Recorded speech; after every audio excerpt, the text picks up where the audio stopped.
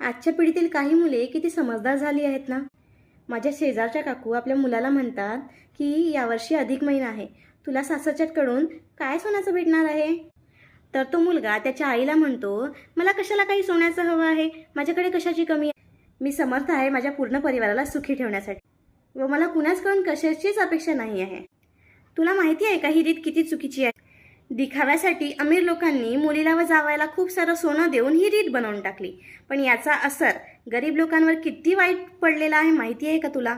मुलीचे गरीब आईवडील स्वतःच्या डोक्यावर कर्जाचा डोंगर तयार करतात, पण फक्त रीत आहे म्हणून त्यांना मुलीला व जावयाला सोनं द्यावं लागतं की फक्त माझी मुलगी सुखात नांदली पाहिजे म्हणून. पण आजच्या काळात याची काहीच गरज नाही आहे. आजच्या पिढीचे मुलं स्वतः समर्थ आहे स्वतःच्या परिवाराला सुखी ठेवण्यासाठी. त्यामुळे ही चुकीची रीत बंद व्हायला हवी. काही लालची जावई तर या महिन्याची वाट पाहतात की आपल्याला काहीतरी सोन्याचं मिळेल, अधिक महिना आलेला आहे.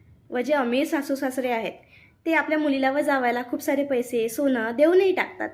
पण गरीब लोकांना ही चुकीची रीत पूर्ण निभवायसाठी खूप विचार करावा लागतो.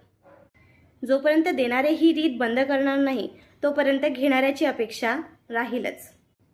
त्यामुळे नवीन पिढीत ही रीत बंद व्हायला हवी, असं तुम्हालाही वाटतं का?